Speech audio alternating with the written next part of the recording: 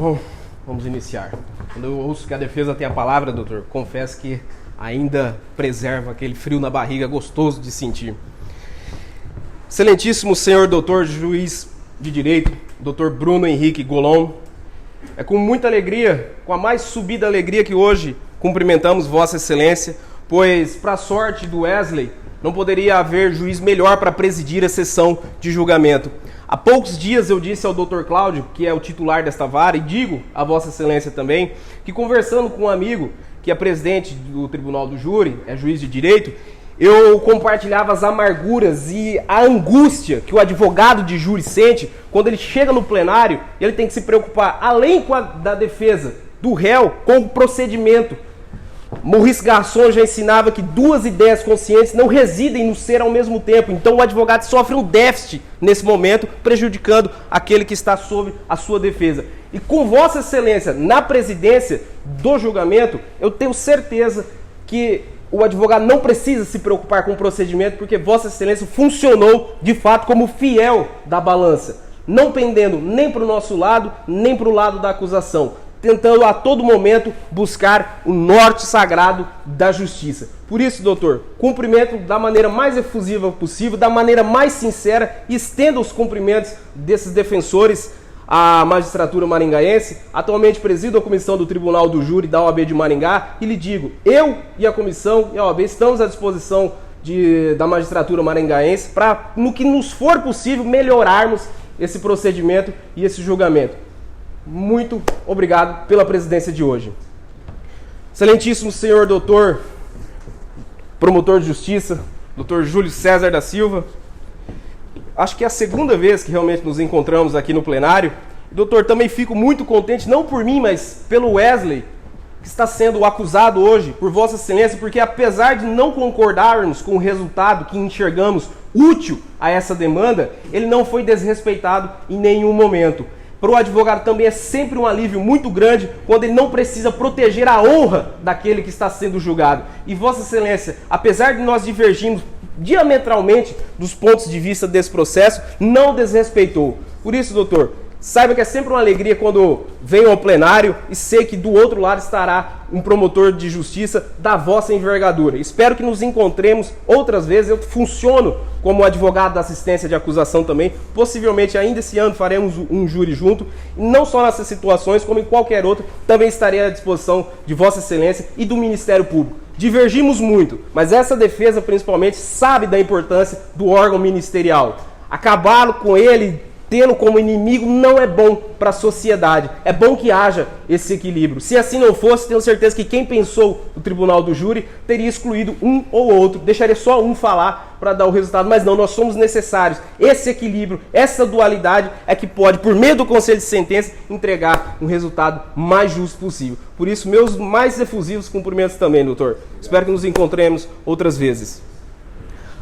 Aos funcionários desta vara, deste fórum, também recebam os cumprimentos, porque nós sabemos da complexidade que é fazer funcionar um julgamento da extensão que esse julgamento acabou se tornando um processo longo, precatórias a perder de vista, intima para um lado, intima para o outro, acaba não tendo júri uma vez, duas vezes, enfim, nós sabemos do trabalho que é quase não percebido, mas é da maior importância possível, porque se não fosse o zelo de Vossas Excelências, nós não estaríamos aqui hoje julgando, esse processo não acabaria e principalmente Wesley não teria o resultado que há tanto tempo espera ter. Por isso, sintam-se cumprimentados pelos defensores de Wesley.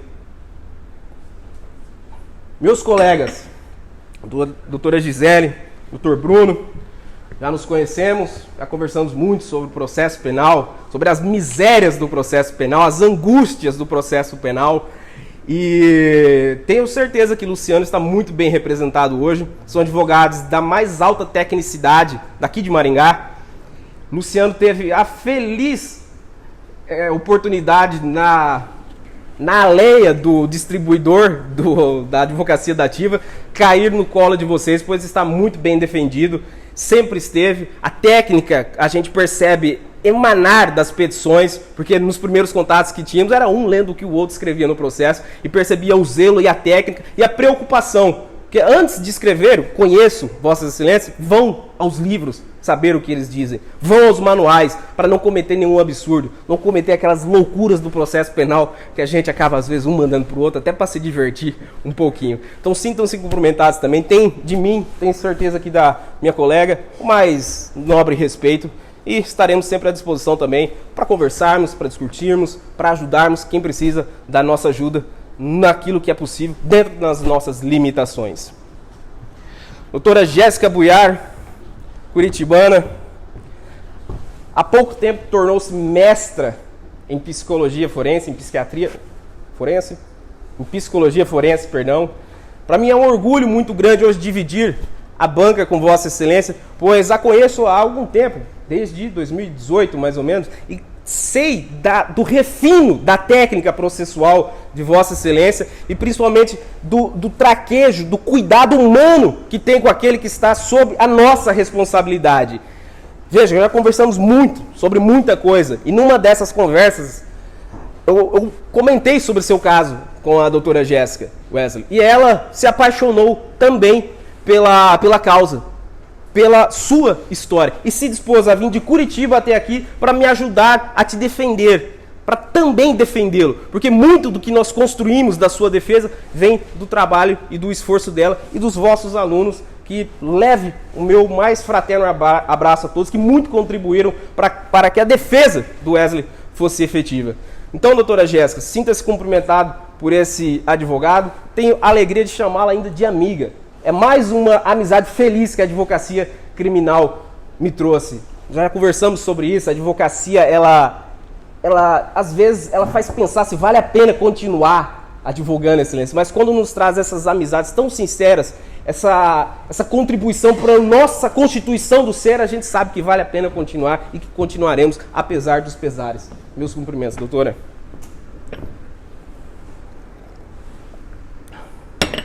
Veja aos fundos os policiais militares, que hoje garantem nossa segurança. É muito triste quando querem dar a entender que o advogado tem algo contra a polícia. De maneira nenhuma. Defendo policiais militares, policiais civis, delegados de polícia. Tenho um orgulho de ser sobrinho de um policial das rondas ostensivas Tobias de Aguiar, a Rota, tropa de elite do estado de São Paulo. Então a gente não tem nada contra a polícia. Se um dia a gente fala algo apontando os erros de um procedimento, é por necessidade de justiça. Nada contra a polícia. Lembre-se, quando um policial é injustamente acusado, quem acusa é o promotor. Quem os defende é sempre o advogado. Os cumprimentos também aos presentes, nossos colegas, que hoje abrilhantam a nossa plateia, colaboram sempre com boas ideias para que o julgamento transcorra da melhor forma possível. E em especial, a família do Wesley, que poderia simplesmente ter ido embora, mas não.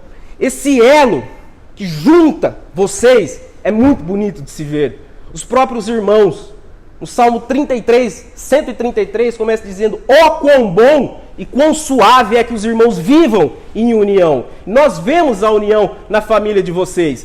Veja, a Aparecida não é mãe do Wesley, mas é como se fosse a ofensa que foi dirigida a ela. Uma ofensa física e moral atingiu inclusive ele pelo elo que tem com essa família, e é muito bom que estejam hoje aqui para dar uma força para ele que, no momento de juventude, talvez num ato impensado, imaginava protegê-los, principalmente o seu irmão, Leandro, imaginava que poderia perdê-lo se não agisse. Agiu há 8 anos e hoje está aqui para ser julgado pelo que fez. Há 8 anos.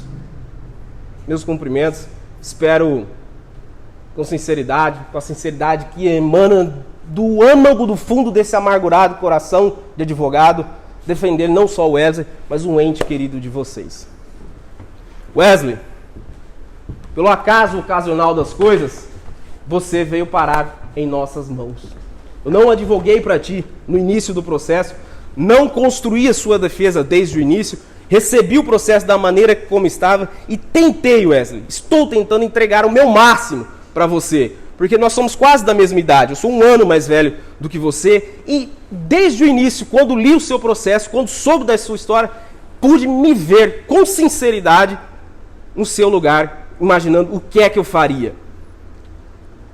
O que eu poderia fazer aos 21 anos, ao final da defesa da nossa posição, eu direi. E é por isso que eu não o julgo. Não defenderei hoje o seu direito de ter matado alguém. O que farei diante dessas 7 pessoas que representam a sociedade de Maringá é tentar mostrar as razões que o levaram a esse ato tão extremo. E o principal, que você hoje é uma pessoa diferente, que puni-lo depois de 8 anos não é punir o Wesley de 21 anos. Foi de uma sensibilidade enorme quando você diz que se o Wesley de hoje pudesse falar com o Wesley de 8 anos atrás, nunca diria para ele matar. Diria para ele procurar a polícia, porque hoje você tem instrução suficiente para saber como agir. Você não cresceu em berço de ouro. Você não recebeu educação formal para saber que numa situação dessa, procure-se a 9ª delegacia, registra um boletim de ocorrência por ameaça que não vai dar em nada.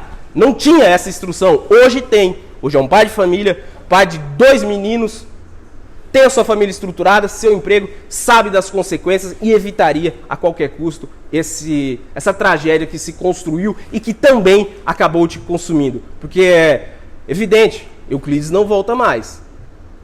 Isso ninguém pode negar. Tenho certeza, entretanto, que se você pudesse fazer algo para que ele voltasse à vida e a vida dele continuasse bem longe da sua família, assim você faria. Porque diante do passado ilibado de Wesley, o que aconteceu em sua vida foi a suprema infelicidade da sua família ter topado com um Euclides da vida. Traficante condenado, um bronco na vida, que batia em mulheres. Essa foi a infelicidade da sua vida. Ela tem total condições de continuar da maneira mais reta e proba. Tenho certeza que aqui dentro desse plenário há pessoas com mais pecados e mais erros do que você. E continuarão em liberdade com as suas famílias. Isso não faz de você alguém ruim. Nem mesmo no último julgamento que você irá enfrentar, tenho certeza que isso não te colocará no inferno. Você purgará o seu pecado, mas a condenação eterna não lhe aguardará.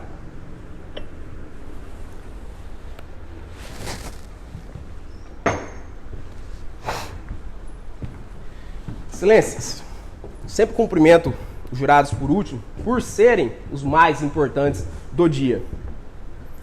Vejam, poder-se-ia cogitar do porquê de o juiz togado, que estudou, fez o concurso, não julgar o Wesley ou outras pessoas que são submetidas ao julgamento pelo júri. O que eu consigo compreender nas minhas limitações de cientista jurídico é que o legislador, quando pensou no júri, ele falou, bom, vai julgar nessa época que nós estamos, que o júri começou diferente no Brasil, ele julgava crimes de imprensa na época do imperador constitucional e defensor perpétuo Dom Pedro I. Hoje ele julga os crimes dolosos contra a vida. O legislador pensou, um homicídio tem circunstâncias satélites tão diferentes dos outros crimes que é melhor afastar o juiz togado e chamar aqueles que estão mais perto do réu e da vítima para tentarem entender o que aconteceu. É por isso que se afasta o juiz togado e chama-se a sociedade. Hoje, vossas excelências, mulheres e um homem honrado da sociedade de Maringá, ciosos de suas prerrogativas de justiça e de liberdade, é que representam toda a cidade. Não darão recado a ninguém. Vocês serão o puro reflexo da sociedade maringaense. Nossos valores é que serão expressos por meio da decisão de vossas excelências.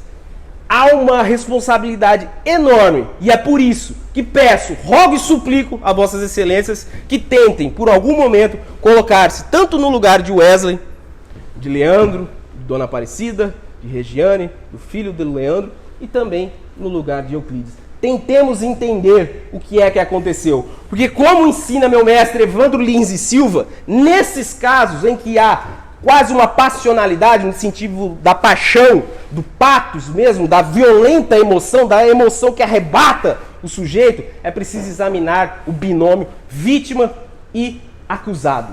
E vítima, é curioso que Euclides é chamado de vítima. Imaginem a seguinte situação. Um de vocês, das senhoras, está andando na rua com a família e alguém atenta contra a vida de vocês ou da família de vocês e vocês reagem na proporção justa e matam essa pessoa. Vocês ingressam no processo penal, chamados de réu e ela de vítima, apesar de ser o agressor. Euclides está na mesma situação. De vítima, ele não tem nada. Nada. Se alguém iniciou a faísca que na emoção violenta, como dizia Shakespeare em Romeu e Julieta, que essas paixões violentas, essas emoções violentas têm fins violentos, que como a pólvora e o fogo num beijo se consomem, quem acendeu, quem teve a ignição da pólvora foi Euclides. Porque se o motivo é fútil por conta da discussão da mangueira, quem começou foi Euclides. Não foi Leandro. Leandro saiu da igreja, levantou aquele dia disposto a ir à missa, ouvir o sermão, participar da comunidade. Em nenhum momento levantou e pensou: hoje eu vou matar o Euclides. Não sei como Euclides levantou aquele dia, mas aparentemente estava disposto a arrumar uma confusão. Se nós excluíssemos a ação ignóbil de Euclides em bater numa mulher, em ofender a honra de uma família, em humilhar uma pessoa, hoje nós não estaríamos aqui. Então de vítima realmente não tem nada. Para que compreendamos do porquê dele não ser a vítima desse processo, pretendo contar de maneira objetiva a história que aconteceu a partir da visão tanto de Wesley quanto das testemunhas que foram ouvidas. E aí, trabalhando, excelências, com um critério de verossimilhança, de razoabilidade, de credibilidade, tentando entender daquilo que foi dito, quem disse e por que fala o que fala. O que nós conseguimos entender de fato é que essa família, nesse domingo específico, foi à igreja, terminada a missa, iam continuar o passeio em família, não estavam predispostos a confusão nenhuma e foram calibrar o pneu. Vejam como são as coisas. Se esse pneu nunca tivesse murchado, isso nunca teria acontecido. Que coisa curiosa, Marcelo. Mas o pneu estava murcho e as coisas aconteceram e a gente precisa dar uma resposta. Foram até o posto de gasolina para calibrar o pneu, tinha muita gente, decidiram ir até a borracharia para ser mais rápido e rumarem para o seu passeio dominical em família. Entretanto, como eu disse, para a suprema infelicidade dessa família, foram até a borracharia de Euclides. Euclides, vendo uma mangueira, e infelizmente, no início da acusação, pareceu até que Euclides tinha alguma razão em ficar bravo por conta de enrolar uma mangueira. Nada. Poderia chamar a atenção de Leandro, falar: enrola direito isso aí. Mesmo de maneira um pouco mais grossa, mais rude. Enrola essa porra direito. Mas ele não tinha direito de bater no Leandro, de tentar matá-lo, de xingar a sua esposa de biscate, de puta, de dizer que ela tinha um banana de um marido em casa, de bater naquela senhora que está chorando, de quase lhe quebrar o braço, fechando a porta do carro no braço dela. Isso ele não tinha direito. Não deveria fazer. Não pode ser julgado realmente porque morreu. Mas eu queria ver ele figurando como réu, como ia ser a acusação contra ele por conta do que ele efetivamente fez. E iniciar essa discussão por conta da mangueira, enrola, não enrola. Leandro ainda tenta enrolar da maneira que consegue, mas não teve êxito em enrolar da maneira que o Euclides queria. Euclides também tinha opções. O promotor disse que o Wesley poderia ter feito outra coisa. Euclides também.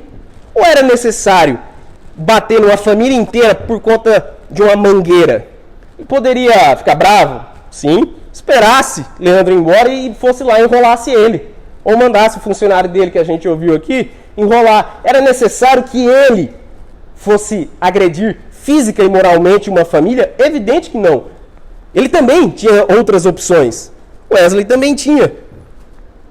Mas naquela altura da sua vida, com a pouca instrução, não fez o que eu provavelmente faria hoje, que o promotor com certeza faria, um homem bem instruído faria.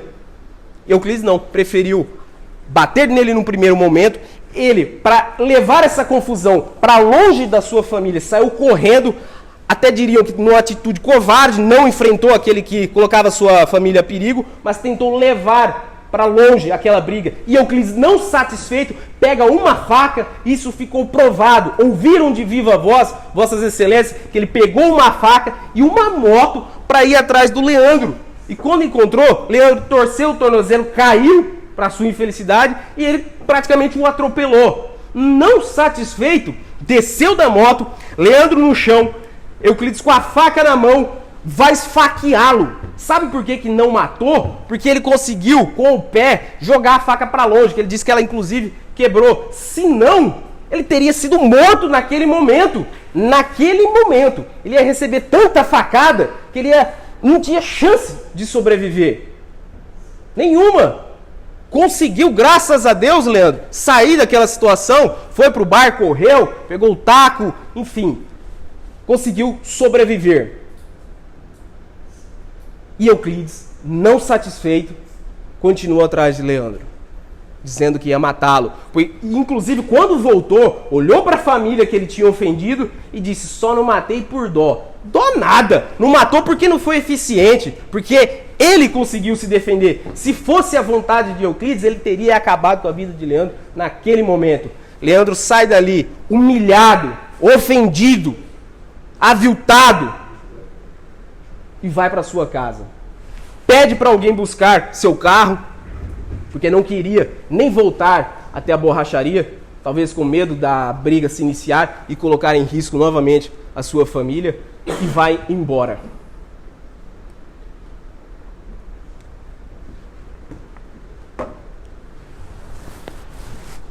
Vossas Excelências perceberam o elo entre essas pessoas, essa família.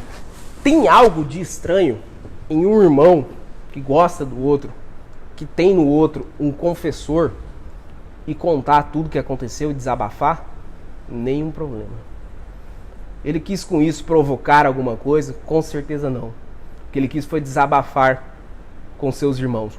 O problema, talvez, é que a história é tão esdrúxula, o que Euclides fez foi tão grave, que essa história contamina quem a ouve. Excelências, não precisam confiar em mim. Saiam daqui depois do julgamento e contem essa história para qualquer pessoa. Qualquer pessoa. E sintam elas se sentindo humilhadas naquele momento. Sintam a história alheia contaminando outra pessoa. E não é nenhum absurdo acreditar que quando ouve que seu irmão foi espancado, que a sua mãe de criação, nesse convívio entre a família, foi agredida, teve o braço quase quebrado, que seu sobrinho estava a perigo, pois havia um bronco batendo em toda a família, não se preocupou nem com uma senhora, quase lhe quebrou o braço. Se essa criança entrar pelo meio, vai lá saber o que esse sujeito faria. Ele vendo toda essa humilhação, no alto da sua juventude, de seus 21 anos, sente dentro de si uma necessidade de fazer algo. Vai fazer o quê, Marco? Não sei. Mas eu já passei por essas situações. Você quer fazer alguma coisa, você quer resolver. Euclides bateu uma família inteira. A gente teve notícia de que ele já havia brigado dias antes. Ele tinha fama de brigão. É muito possível que o Wesley não ia aguentar com ele na porrada, mas queria ir lá, pelo menos tentar fazer alguma coisa. Olhar para o irmão e falar: cara, você não conseguiu, mas eu fui lá tentar. Tá os dois aqui, mas tentamos fazer alguma coisa, tentamos dar uma resposta para nossa família. E não encontra Euclides. É bem possível que esse intervalo, como deu a entender o promotor, possa um sujeito normal, com as amarras e os freios sociais em dia, fazer cessar a raiva. Para quem teve a família humilhada, não. Quanto tempo dura uma raiva verdadeira? O sentimento de humilhação? Esqueceram algum dia de alguma humilhação que passaram na vida? Esqueceram? Ela dói menos hoje do que doeu na época? Lembrem-se do dia em que passaram por uma situação de humilhação e tentem lembrar se no outro dia ela doía menos. E aqui a gente tem um outro fator. Foi para o trabalho, trabalhou, disse que essa raiva ainda estava remoendo dentro dele e foi para o bar. Algum problema? Não. Essa é a cultura daquela região e a cultura que ele tinha naquele momento. Foi para o bar tentar esquecer esse problema. Chega no bar. Porra, Wesley, o que aconteceu, bicho? O cara bateu no seu irmão, na mãe de vocês, xingou a esposa dele, vocês não fizeram nada. Tu é doido. E ouvindo, e tomando, até que chega esse outro sujeito. Falei, amigo, aconteceu isso mesmo? Aconteceu. Tá aqui, quer ir lá? Diante dessa quase coação moral irresistível do ambiente, fala, quero ir. E vai. Chegando lá, possivelmente, acredito nesse ponto, que ele não tinha ainda a vontade de matar, foi armado por conta da brutalidade do outro, e uma da fundamentação do Ministério Público para haver essa qualificadora da surpresa, enfim, é quantidade numérica. Veja que Euclides bateu em 4 pessoas. Ele não dava para ir sozinho mesmo tirar uma satisfação com Euclides. E na hora que vê o sujeito que humilhou a sua família, vilipendiou a honra dessas pessoas honradas e que nunca fizeram mal para ninguém, o sujeito levanta e ainda vai em sua direção. Aí, meu amigo, diria Friedrich Nietzsche, é a voz do sangue que fala. Ferve-se o sangue. É humano, demasiadamente humana essa reação. Terêncio disse há mais de 3.000 anos e repito, eu sou humano e, portanto, nada do que é humano me é estranho. A reação e a ação de Wesley, para mim, não é estranha. Consigo compreendê-la. Justificaria para não ser responsabilizado? É bem possível que não, mas ela é compreensível e tem o direito, principalmente como advogado, inscrito na ordem, com capacidade postulatória, de pedir que ouçam as razões que o levaram a esse fim. E aqui a gente tem algo curioso. Wesley disse muito bem que não tinha intimidade com arma de fogo, nem nada do tipo. Ele falou que deu 4 disparos. A multiplicidade das perfurações a gente consegue explicar porque se entra em um lugar, pode sair pelo outro, o projétil, e a gente vai ter uma entrada e uma saída, tem vários buracos, além daqueles que foram a quantidade de disparo. Por exemplo, se eu levo um tiro aqui, e esse tiro vem parar na minha costela, é entrada, saída e entrada. São 3 perfurações para um tiro apenas. E eu acho curioso, o Evandro ensinava muito bem no julgamento do Dock Street, em seu livro A Defesa Tem a Palavra, uma bíblia do advogado de júri, ensinava do automatismo daquele que está sob o domínio da violenta emoção ou influenciado pela violenta emoção. Ele simplesmente age, há um automatismo no agir daquele que mata nessas circunstâncias. Mas no caso do Wesley, vejam, a prova de que ele não é uma má pessoa, que ele começa a disparar, ele tem 6 oportunidades de disparo. No quarto, o estampido possivelmente traz ele de volta e quebra o automatismo dessa paixão que faz agir com violência, com uma multiplicidade de golpes. Interrompe e ele volta a si. E quando ele volta a si, sendo o Wesley que de fato é, ele para de atirar e vai embora. O promotor quis imprimir a multiplicidade de golpes a um excesso na violência, mas a lição está transcrita nesse livro. Faz questão de citar, palavra por palavra, ipsis literis, do que o nosso grande Evandro Luiz e Silva nos ensina.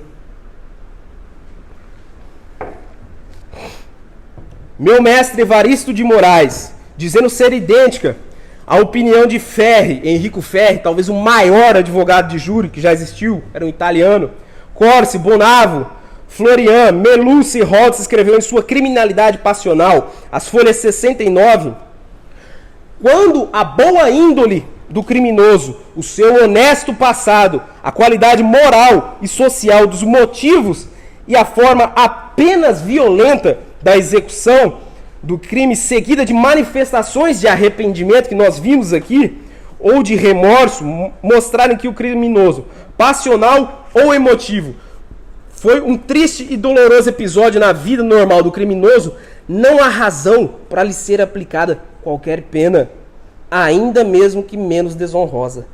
Toda repressão seria inútil e, como tal, iníqua. Jorge Severiano, nesse livro, Criminosos Passionais, Criminosos Emocionais, censura os promotores que usam esse argumento da violência, da brutalidade do ato para impressionar os jurados. Aqui estão páginas e páginas dizendo exatamente isso e evidenciando da repetição de golpes não se deve conseguir concluir um desejo consciente de matar. Se a repetição de golpes algo prova, isso é lindo. é um desarranjo mental momentâneo e só para tal fim deve ser levada em conta num processo, principalmente quando eles forem, na sua maioria, mortais. Os promotores fazem dela, com o fim de impressionar o julgador, um verdadeiro estribilho. E citem Heitor Carrilho, glória da psiquiatria nacional. A violência invulgar de que se revestiu o ato delituoso é reveladora da exaltação emocional em que se devia encontrar o acusado.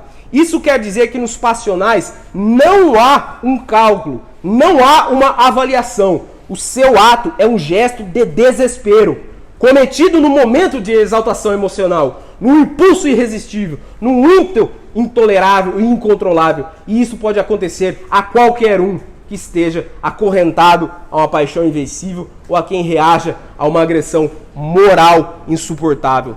Agressão moral insuportável. E coisa curiosa, Henrico Ferri, que aqui está citado, tem uma lição muito interessante de por que pessoas como Wesley, que tem um passado ilibado, boa reputação, é trabalhador, cuida da sua própria família, quando cometem um ato extremo como esse, essas pessoas nunca mais delinquem na vida. Porque as circunstâncias que levaram ao homicídio nunca mais se repetirão.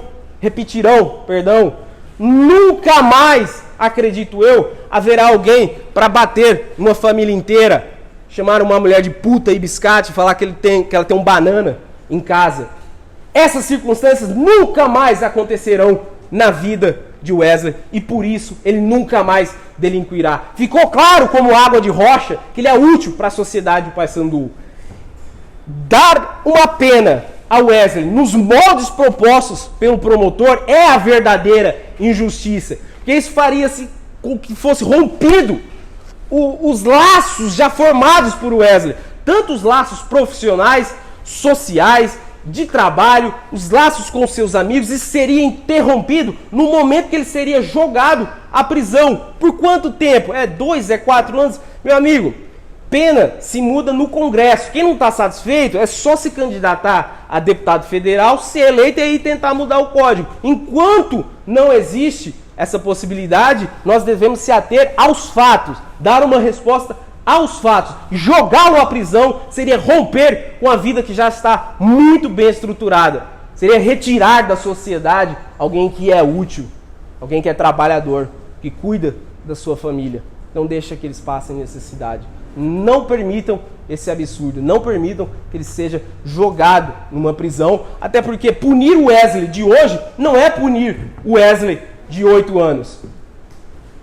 Ah, mas o processo demorou demais. Não é problema meu nem do Wesley. Talvez fosse julgado naquela época, até a nossa ideia fosse outra. Eu sei que jogá-lo na prisão hoje não é nem de longe a melhor solução. Quer começar? Excelências, eu passo a palavra para minha colega Jéssica Boiar, que tem algumas considerações a serem tecidas a vossas excelências. A senhora tem a palavra. Vou cumprimentar rapidamente todos, agradecer o acolhimento acima de tudo, conforme o Dr. Marco Aurélio já falou, eu não sou daqui, eu sou advogada há 7 anos, atuo em Curitiba e também tenho escritório em Campo Largo e, enfim, tudo muito novo aqui. Gostaria tão somente de agradecer mesmo a todos que me receberam aqui em Maringá, principalmente o sol, né? Eu estava falando em Curitiba, não tem sol como tem aqui, que delícia, que bom que é vir trabalhar com um sol desse, dá até mais ânimo. Excelências, eu quero ser bem direta em alguns apontamentos que trouxe para nós refletirmos. A minha ideia aqui é trazer reflexões para juntos pensarmos. Inicialmente, poderia aqui saudar todos que estão presentes, mas, em especial, eu gostaria de cumprimentar uma única pessoa, a senhora Aparecida. Senhora Aparecida, eu vi na senhora a minha avó que me criou.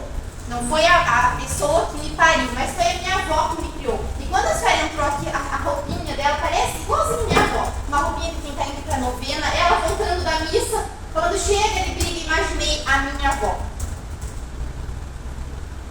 pode falar, né? Estamos aqui na maioria de mulheres. Nossa, mas eu não ia lá me vingar do meu irmão que apanhou da minha madrasta, né? Que dizem, mas a senhora de longe é uma madrasta.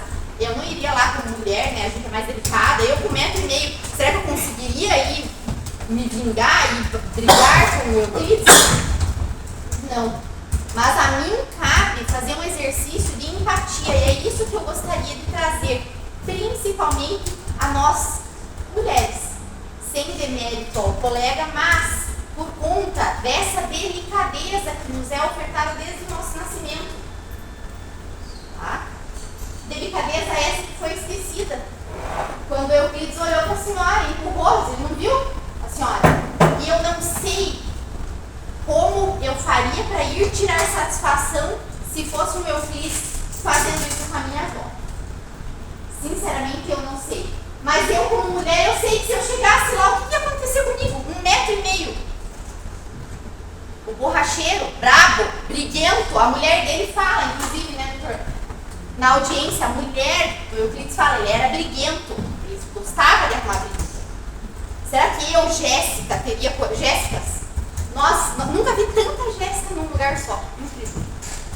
Eu não sei se nós, Jéssicas, teríamos a coragem de ir lá enfrentar o Euclides, mas o ódio ia ficar. E quem sou eu para falar que o ódio dura 1 hora, 2 horas? Que eu vou chegar na minha casa, tomar, seja uma cerveja, um chá, qualquer coisa, e no outro dia eu vou acordar e falar, não, acabou o ódio. Teu braço está cicatrizando, acabou, tá? Eu vou esquecer da pessoa que agrediu a minha vozinha. Eu consigo pesar quanto seria esse ódio e trago mais para vossas excelências. Isso tudo é eu quero uma reflexão de empatia. Não estou falando, a gente não consegue se colocar exatamente no lugar do Wesley, porque só sendo ele para saber o sentimento dele, mas nós conseguimos nos aproximar. E é isso que eu quero fazer, esse exercício, empatia. Veja, quando o colega promotor de justiça fala assim, ah, foi no outro dia, demorou 40 horas. Quantas horas você ficaria brava se sua mãe fosse agredida, seus filhos fossem agredidos, se alguém que vocês tanto amam? Vamos pensar aqui, eu quero que todos. Se for para pensar em uma pessoa, qual é a pessoa mais importante na vida de vocês? Agora selecionem 4 pessoas mais importantes. Imaginem elas na situação que essa família estava. Tem uma carga horária para durar esse ódio, essa vontade de ir lá só tirar satisfação? Agora se imagine indo num ambiente que eu sei. Ai, não deveria ter ido no bar, tá bom, Wesley? O que você foi fazer no bar? Pra encher com a cabeça? Mas quem sou eu para julgar o Wesley? 21 anos. Eu com 21 anos, meu Deus. Extremamente imatura, tinha recém começado a faculdade. Eu não sou ninguém para julgar, senhor. Eu preciso compreender, tentar me aproximar desse sentimento que o senhor foi exposto. Chegou no bar e, ó, não vai tirar satisfação? Não vai tirar satisfação? Não somos, nós 6, não somos homens. Mas conseguimos nos aproximar a partir do momento que conhecemos um homem, ou o senhor sendo um homem, consegue imaginar como é um homem quando se junta com outros homens e começam ali, ó, e bebendo e não vai fazer nada. Para, ó, cara, tá aqui, essa comida de apanhar. Tua mãezinha tá lá em casa, tá lá na tua casa chorando, teu irmão, o bananão, frouxo, a biscate, a tua cunhada, e a criança. Falamos muito da criança do Euclides. Onde é que está a família do Euclides? Está aqui o promotor de justiça para representar e tentar fazer justiça de acordo com o que a pessoa que é trazida como vítima sofreu. Mas a família de quem que está aqui no dia de hoje querendo justiça? Incrível! Era para a senhora estar sendo velada. O senhor também. Não se sabe. Uma pessoa que briga por causa de uma mangueira, a tua vida foi equivalente a uma mangueira para ele. Ah, não sabe enrolar, então vem aqui. Seu banana. Vai deixar tua mulher falar? Venha. A mãe sendo agredida. Agora, imaginemos um homem nessa situação. Não vai? Não vai? Não... Ah, vou. Você tá com medo de apanhar? Tá que arma? Vamos lá. Eu fiquei imaginando os meus colegas, quando eu era mais novinha, não aparento, as pessoas acham que eu sou estagiária às vezes no meu escritório. Não aparento, mas eu tenho 31 anos. Estamos todos aqui na mesma faixa etária. Mas eu consigo imaginar meus colegas de classe que gostavam de uma briguinha. Ah, fulano de tal ali me xingou, vamos lá tirar satisfação? Tirar a satisfação seria ir lá matar? Não! Só que é dar tentar tirar a satisfação literalmente, brigar, dar um esporro, como chamam. Então assim, Jéssica, se você não compra a ideia de que você faria o mesmo que o Wesley, tenta imaginar alguém do sexo masculino, um amigo seu, alguém da sua família, com a idade dele, que eu tenho certeza que a senhora em algum momento da sua vida presenciou aquela pessoa que não 19 anos, 21, que conviveu com você, que enfim, era influenciada. É essa pessoa eu quero que você imagine, porque reforço, nós, mulheres, não sei se teríamos coragem. E é interessante isso, porque agora eu trago um pouco da minha individualidade aqui, sempre fazendo exercício de empatia, eu gosto de me colocar numa situação que eu vivenciei. Em 2013, eu perdi um tio meu numa briga de bar. Ele foi morto com um taco de sinuca na cabeça. Tinham 10 pessoas lá. Sabe lá Deus quem que estava falando com o outro brigar, e brigaram por causa de dinheiro, quem vai pagar pinga. Gente, é bar. Ambiente hostil, a gente sabe.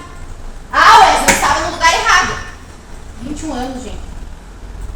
Hoje, ele mesmo falou, com a idade que eu tenho, eu jamais teria feito isso. Porque a gente vai mudando, a gente vai amadurecendo. Agora tem 2 filhos.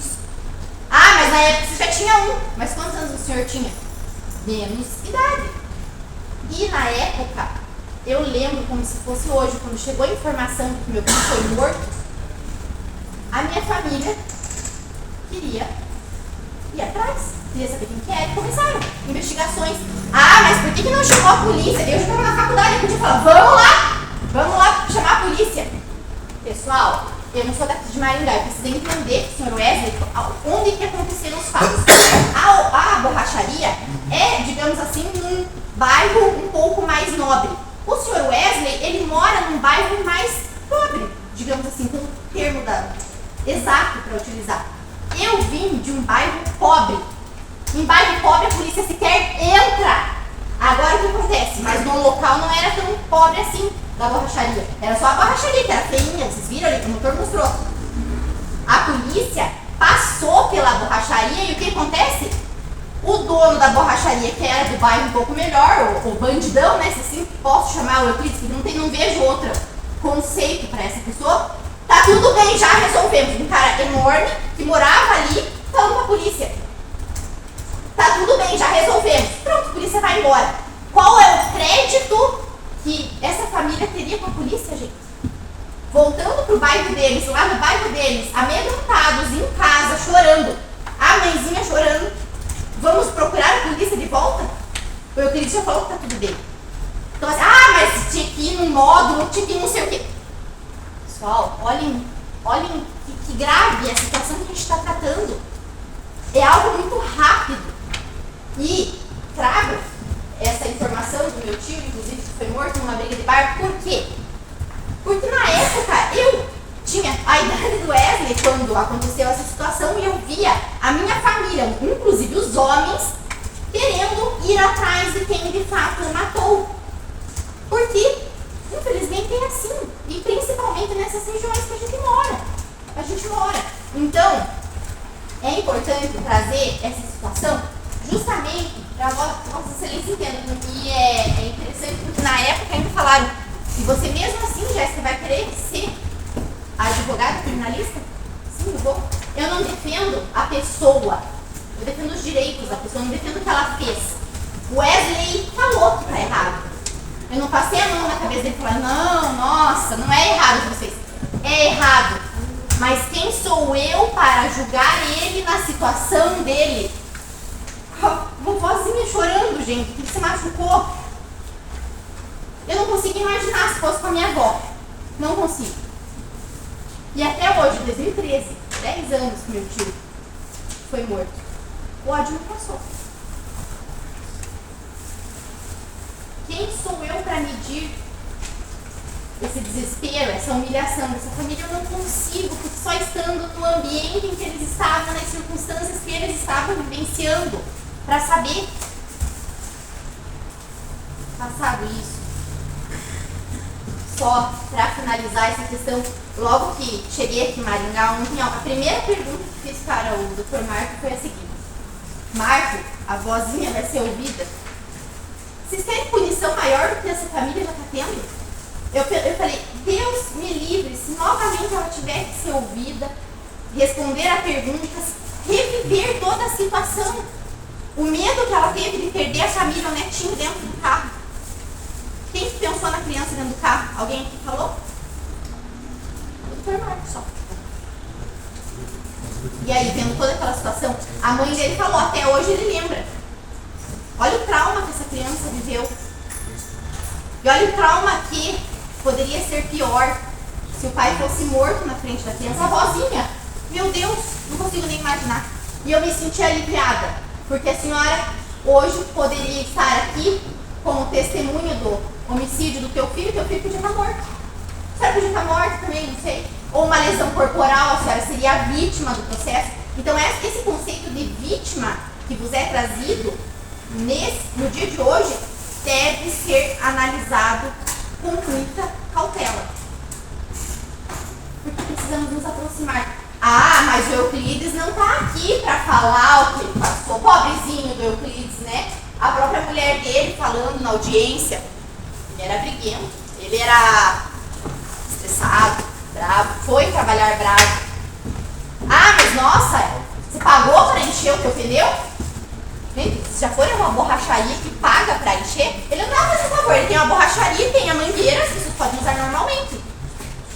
E a família estava vindo da igreja. Euclides não está aqui. Euclides é trazido a vossas excelências como vítima. Geralmente, nos casos que nós temos homicídio consumado, a vítima, ela fala através do laudo, certo? O laudo que o colega promotor já mostrou e o Dr. Marcos também falou aos senhores em relação aos disparos. Mas o mais importante de tudo que chama a atenção, nós temos mais sobre o Euclides. O Euclides está falando aqui para vossas excelências. São os antecedentes criminais dele.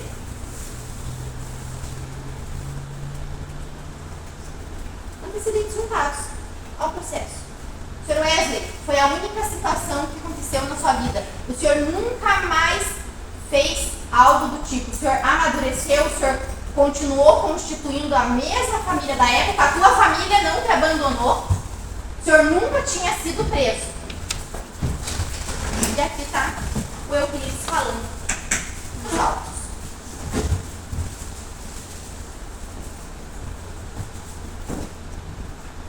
Excelências, por bem, o mais importante e mais relevante é justamente exercer. Eu gosto do júri de campo lá, que eu consigo chegar mais perto, sabe? Aqui eu não estou podendo, mas a gente vai conversando. O mais importante é exercer essa empatia no dia de hoje. O mais correto é pela absolução. Mandar esse ser humano para a cadeia para passar 4 anos vai ser um desserviço à comunidade de Maringá. Conforme, sim, é que o colega promotor, estudando muito de execução, principalmente no meu mestrado, eu fiz trabalho de campo, eu fui até os presos conversar. Estão estudando, estão trabalhando contra a vida. E a gente sabe o quanto é difícil. As pessoas aqui do direito, uma das funções da pena, ressocialização. Ressocializar? Esse cara já está socializado. Meter ele numa cadeia. Ai, mas é só 4 anos, ele precisa pagar. O Código Penal tá aí, vamos condenar. É só 4 aninhos que ele vai ficar preso. Eu sempre costumo falar, eu trabalhei já muito dentro do cárcere. Época de Lava Jato, eu praticamente vivia mais no cárcere do que em casa. De tanto que eu precisava ficar atendendo os meus clientes. E hoje em dia, Outros clientes vieram e eu continuo atuando nessa parte. E eu sempre costumo falar, 1 minuto nosso aqui é muito diferente do minuto de alguém que está lá empilhado, fedendo, sem poder tomar banho, longe da família. E sabe o que é mais interessante aqui? São só 4 anos, né, colega promotor? Só que são 4 anos doutora, longe, eu estou falando agora. A senhora está falando comigo. Longe Está dirigindo a palavra para mim. Você é pouco para mim. Chega. Que isso, eu não te doutora? concedi a palavra. Doutora, a senhora veio apontar para mim e falar Júlio, assim. chega os dois, por favor. Palhaçada. Quatro Por favor, anos. doutora. Estou falando. A senhora precisa me conceder a palavra? Acho que não, né? Pode falar. Evidentemente que eu posso. A senhora provocou, eu entendo que a gente chegou num ponto crucial do julgamento. Vamos manter a ordem tal como foi até agora. Tá? No próximo desentendimento, eu suspendo a sessão. Se precisar, dissolvo o conselho de sentença. O rapaz ali aguarda mais sei lá quanto tempo para se tá bem? Vamos manter a ordem. Por favor, como foi até agora. Obrigada, vamos manter a ordem. 4 anos, só 4 anos. Conforme eu estava falando, 1 hora aqui fora é muito diferente, 1 minuto é muito diferente de lá dentro. E não é só 4 anos que o Wesley vai ficar preso, empilhado, num monte de bandido, um monte de bandido. Não é. A família dele também já está tendo uma punição. Querem punição maior, tirar ele dos 2 filhos, da família, da vovozinha. Pra quê? Função da pena, excelências. Ressocializar. Ele já é uma pessoa socializada. Se ele tivesse uma ficha corrida, não haveria necessidade de colocá-lo em cárcere. Ah, mas tem que dar uma resposta. Excelências, querem resposta maior que essa família aqui presente no dia de hoje? A maior parte, eu fiz estudo dentro do cárcere, a maior parte das pessoas que cometem, reincidem no crime, elas são abandonadas com a família. Porque a família não suporta a criminalidade, a família não aguenta acompanhar o indivíduo que está lá no cárcere, ele fica abandonado. Senhor Wesley, 2 filhos, tirar ele da família dele vai ser uma punição ainda maior, porque ele tirou a vida de uma pessoa que ia matar outras pessoas da sua família. Eu preciso que vossas excelências façam esse exercício de empatia. E sobre a questão do homicídio privilegiado, doutor Marco, a tese principal aqui, como vossas excelências podem perceber, é a absolvição. Essa família já se desgastou o suficiente, o Wesley já está recebendo uma punição. Só estando dentro de um processo penal para saber a carga que é carregar essa etiqueta que foi colocada na testa do senhor. Essa anotação que fica até que ele seja julgado. Então isso já é uma pena que foi antecipada a ele. A tese principal é essa: absolver ele. Não tem por que mandar esse homem ao cárcere. Eu fiz estudos. Se eu pudesse, eu ia trazer aqui minha dissertação para mostrar para vossas excelências. Uma pessoa sem antecedentes criminais, quando ela é inserida no cárcere, é aí que ela se torna, de fato, um bandido. Ali eles falam, eu entrevistei egressos do sistema. O cárcere é a faculdade do crime. Pra quê? Colocar ele numa faculdade dessa? Com uma família pronta, com uma profissão. Então, a tese principal é essa. Eu peço que vossas excelências absolvam o Wesley. E não estou falando para se colocarem no lugar dele. Tem que o máximo se aproximar. É a medida que se pede nesse momento. Doutor Marco, eu tinha colocado algumas anotações aqui em relação ao privilégio, mas não vou levantar, vou deixar que Vossa Excelência veja se convém, porque é inaceitável que ele pegue qualquer tipo de punição. É desequilibrado, é desnecessário.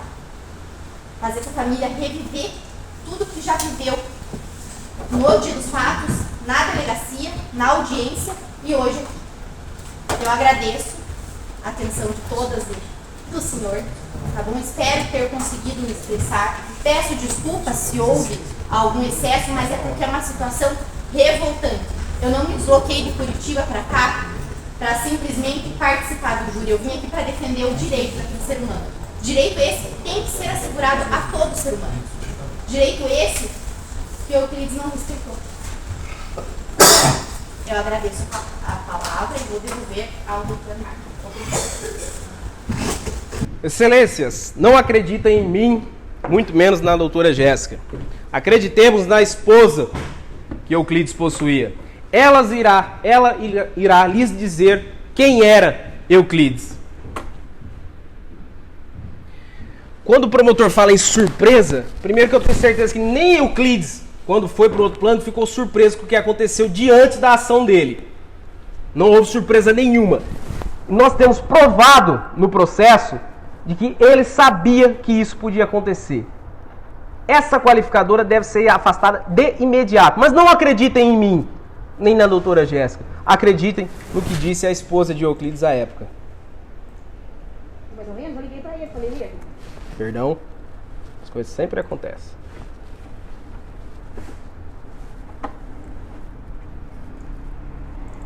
Isso é na fase sumário da culpa. Ela informa ao juiz que havia um converseiro de que as pessoas estavam bravas com Euclides e queriam matá-lo.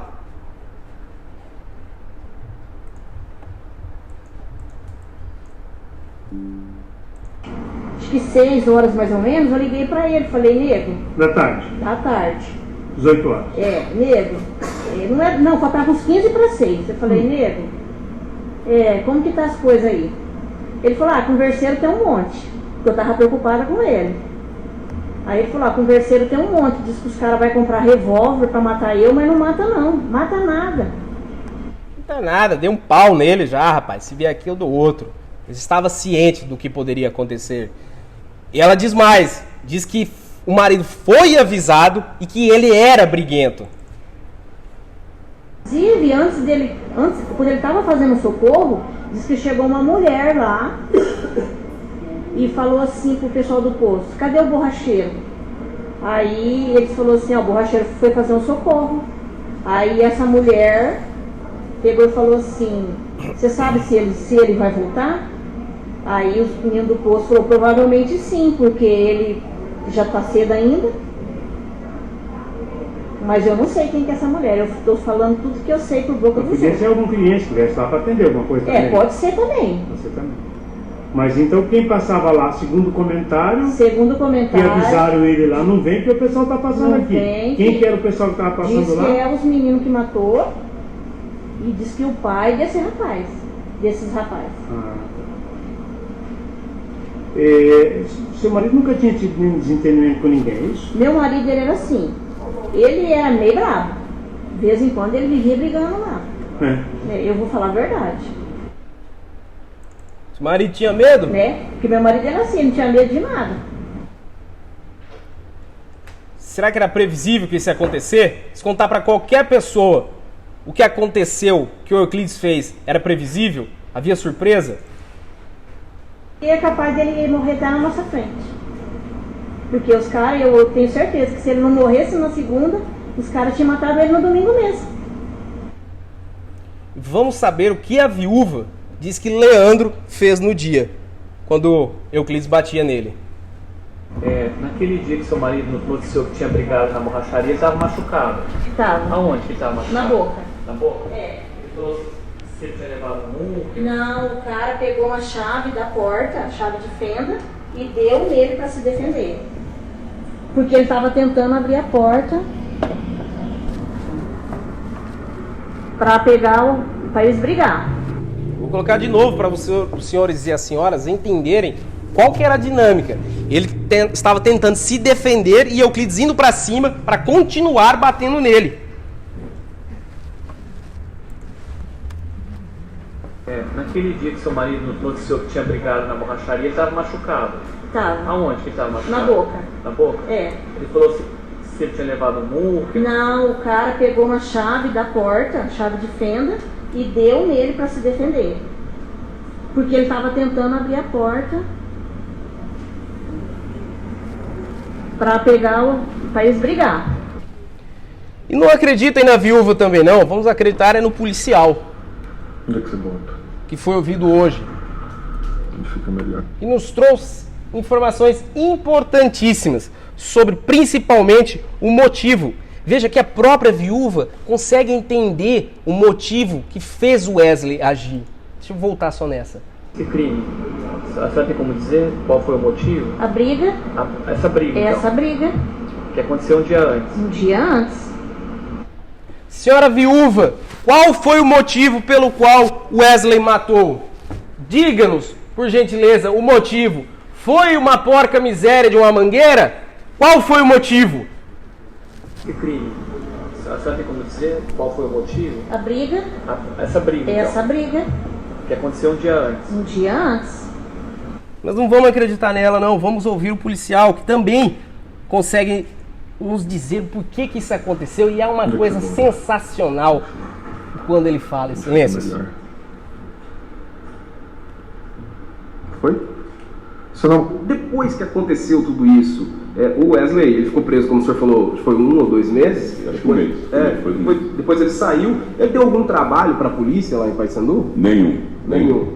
Continuou normal a vida? Não, depois que saíram, eu falo com toda certeza, não tem nenhuma outra situação que tenha envolvido eles, tá? Situação de problema na rua, ou violência, nenhuma.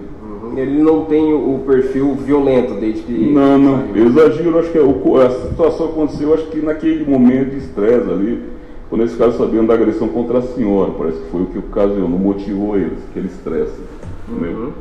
E adiante ele diz com mais clareza ainda sobre esse motivo.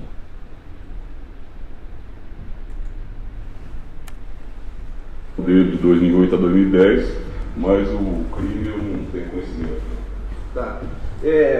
Aldemir, pelo que o senhor apurou, o senhor nos disse aqui, a motivação do Wesley fazer o que ele fez, porque ele, confesso, teria se iniciado a partir do momento que a mãe é agredida?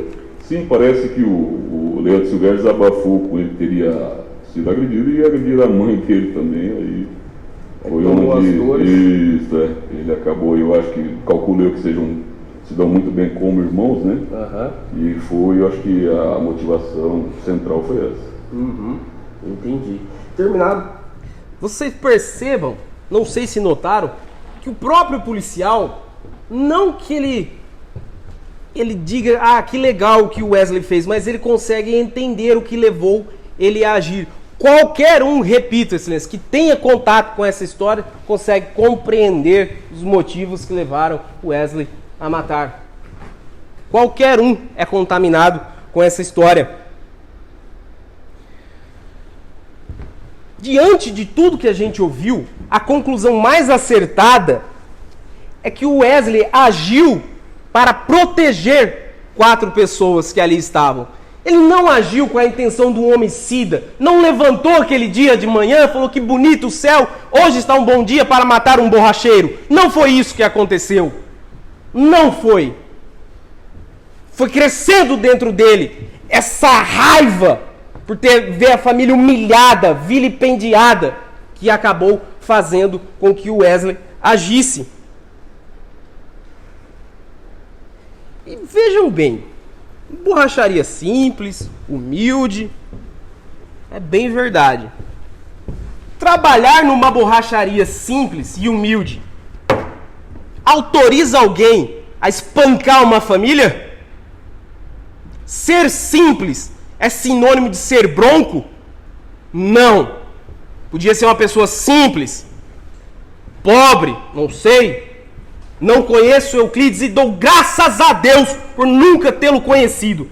Vai saber se não era eu hoje sendo julgado. Seria defendido pela minha colega, sem sombra de dúvida. Graças a Deus nunca o conheci. Essa família teve a suprema infelicidade de tê-lo conhecido da pior forma possível. Excelência, há uma questão bem delicada, tratada pelo promotor com a maestria que lhe é inerente, que ele pergunta qual é a resposta que se daria para a filha do Euclides. Eu fiquei pensando um pouquinho sobre isso. Qual resposta eu daria? E eu sei que eu diria para essa criança que não tem nada a ver com essa história. Eu lhe diria a verdade. Seu pai, minha filha, num domingo, resolveu bater numa família que saiu da missa. Ele, de livre e espontânea vontade, espancou um pai de família, bateu numa mulher, ofendeu a honra de outra, tentou matar uma pessoa. E essas atitudes, minha filha, infelizmente levaram o seu pai à morte. Essa é a resposta franca que eu lhe daria, se ela quisesse conhecer os fatos. Se coubesse a mim dar alguma resposta a ela. E a resposta aos seus filhos, Wesley? Quem é que dará se você for jogado ao cárcere? O que é que dirão aos pequenos? Vão dizer, meus filhos, seu pai um dia, na juventude, imaginou proteger a família de um mal. Tá vendo o seu primo ali, filho do Leandro? Tentou evitar que ele não tivesse pai. Fez isso para nos proteger e hoje está jogado às traças de uma prisão. Essa não é a melhor resposta. A resposta que eu daria é que seu pai errou, meu filho, um dia. Errou? Errou. Ele admite esse erro. Nunca mudou a sua confissão. Nunca mudou os motivos que levaram ele a errar. Foi sempre muito franco. Diria que seu pai errou, mas errou para proteger a sua própria família. Para evitar que aquele sujeito ali fosse morto. Para evitar que o filho dele estivesse órfão de pai. Porque nós temos informações no processo de que Euclides ficou procurando Leandro para matá-lo. E aí, que maravilha estar nesse julgamento, porque o que eu estou tratando é basicamente uma legítima defesa de terceira antecipada. Antecipa-se a ação de quem é perigoso. E quando a gente fala isso, excelência, a gente sempre ouve da acusação: ah, doutor, mas se fosse alguém perigoso, se essa pessoa realmente fosse perigosa, se fosse um traficante de drogas, doutor, dava para compreender. Hoje nós temos essa figura da vítima que ameaçava uma família ser um traficante de drogas. Tem passagem por porte ilegal de arma de fogo. Nós temos o histórico de violência dessa pessoa. Wesley, no desespero, ver a sua família em perigo, quis agir. Antecipou-se a ação, que era questão de tempo de se concretizar para proteger a família, seu sobrinho, seu irmão e todos aqueles que estavam envolvidos. Protegeu de um traficante de drogas. Isso faria dele uma pessoa pior só por isso? Não acredito que não. Mas o perfil que a gente tem dele é de alguém muito violento, sim. Não é à toa que teve a capacidade de espancar um sujeito e bater, inclusive, numa senhora.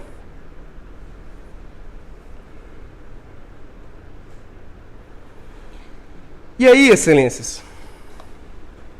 Conhecido o caso, conhecidos os pormenores, nós chegamos no momento crucial, que é dar a resposta ao processo, não à sociedade.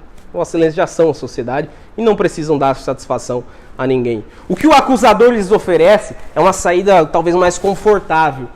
Eu lhes ofereço talvez uma menos, mas muito mais nobre, que é de compreender o que aconteceu. E aí proponho uma solução que é mais humana, pelo menos em meu sentir, que ela é mais útil, tem mais finalidade. Porque diante de tudo isso que aconteceu, aliás, essa não é a primeira vez, nem será a última, de que circunstâncias parecidas levam alguém, não especificamente o Wesley, a cometer um homicídio por essas razões. E o legislador já previa isso e nos deu a solução que pode ser a mais adequada. Vejam,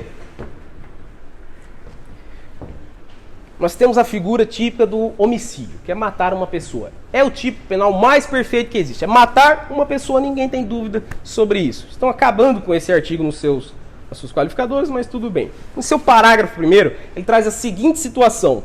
Se o agente comete o crime impelido por motivo de relevante valor social ou moral, ou sob o domínio de violenta emoção, logo em seguida a injusta provocação da vítima, o juiz pode reduzir a pena de 1/6 a 1/3. Aqui nós temos duas figuras de juízes para decidir dois momentos diferentes. Primeiro, Vossas Excelências dirão se aconteceu alguma dessas situações.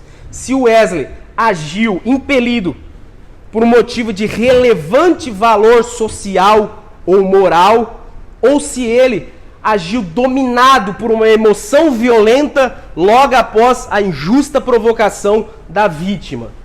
Vejam, motivo de relevante valor social.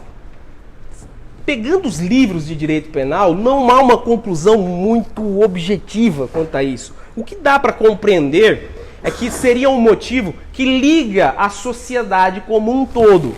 e esse valor ele é meio que compartilhado ali num sentimento de sociedade. E quando esse sentimento ele é ultrajado, igual fez Euclides, e alguém mata, o legislador autoriza a redução da pena. Então, numa circunstância dessa, vossas excelências dirão: Wesley, você está condenado por homicídio. A sua pena será reduzida diante do exercício de uma ação pelo motivo de relevante valor social. Se entenderem que tudo isso que nós explicamos hoje é um motivo que liga a sociedade e que é importante o suficiente, a defesa da própria família e a preservação da vida do irmão, a preservação da figura do pai, do sobrinho, que isso é um motivo de relevante valor social, vossas excelências têm a opção de reconhecerem essa possibilidade, e aí o juiz togado, o Dr. Bruno, com a qualidade que lhe é inerente, irá dosar a pena. Temos outra possibilidade, motivo de relevante valor moral. É aquele motivo que é relevante e ele está dentro da pessoa. A gente não consegue ver esses tentáculos do motivo ligando uma pessoa com a outra. Ela está mais interiorizada na pessoa. Você olha e fala, caramba, parece até que agiu de uma maneira nobre. É um motivo de relevante valor moral.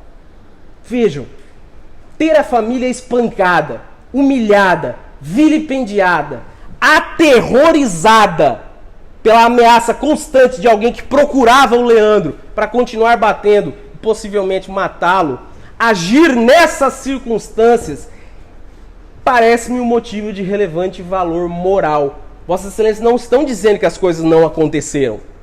Dirão para Wesley, você matou, meu amigo, mas eu compreendo o que aconteceu e acho que a sua pena deve ser reduzida nesse caso pelo conjunto de tudo que aconteceu.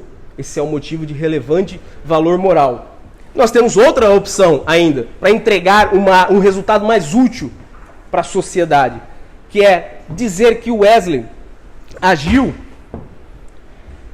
sob o domínio de uma emoção violenta. A emoção, eu tentei demonstrar para vossas excelências o que ele sentiu naquele momento. Se entenderem que havia uma violência que rompe as amarras sociais e os freios morais, que ela é forte o suficiente para isso, vossas excelências podem dizer, Wesley, você estava dominado por uma violenta emoção e agiu logo em seguida, que foi no outro dia, a injusta provocação da vítima. A única hipótese daquilo que Euclides fez não ser uma provocação injusta é achar que era justo por conta da enrolação de uma mangueira, ele fazer o que fez com toda essa família. Essa é a solução mais técnica, partindo do próprio Código Penal. O senhor traga a lume, porque isso não foi discutido até então, até com uma certa razão, porque a gente não fala com denúncia, esse tipo de tema, de debate, o contexto fático que se traduz na violenta emoção gerada no réu. Né? Foi porque a água estava quente, sei lá, qualquer coisa. O senhor precisa trazer para mim, para eu poder quesitar, uma conexão do fato com a locução violenta emoção. Tá. O injusta provocação da vítima, tudo bem, que é a briga lá, beleza, está bem claro. Mas o senhor precisa trazer para mim essa contextualização, para eu poder quesitar, aceitar isso como uma tese de defesa e produzir o quesito. Perfeito, excelência. Obrigado. A violenta emoção consiste, sem dúvida nenhuma, em receber a notícia que a família apanhou.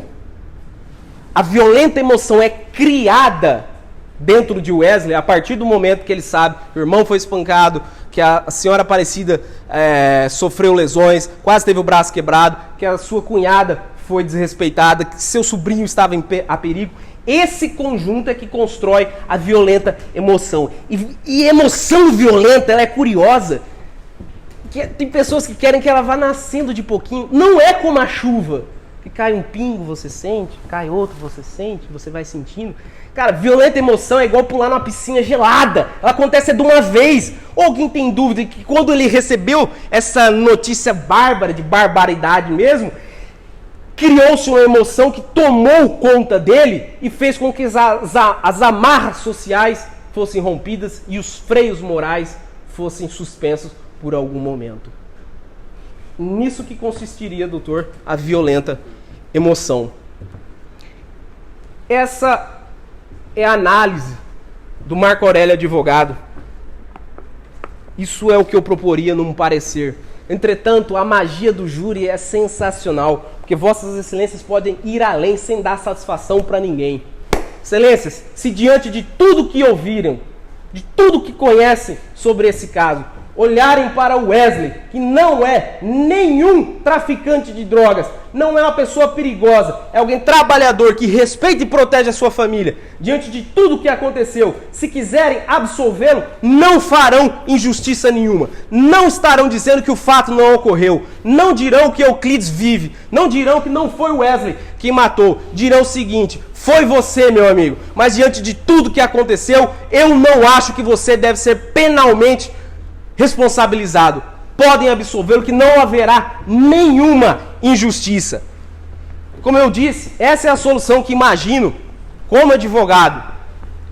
Agora sai o advogado, Wesley, fala o Marquinho, o Marco Aurélio CPF.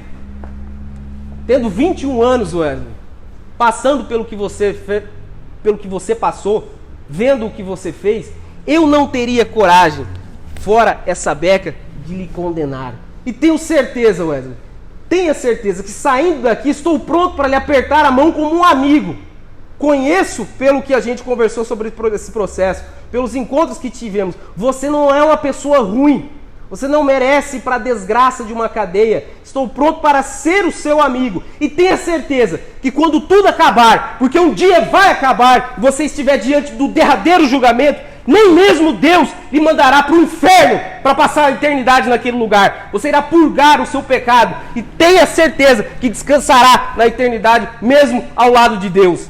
Confie nos jurados, excelências, confiamos em vossas excelências para darem a decisão mais justa. Agradeço a atenção e devolvo a palavra ao juiz.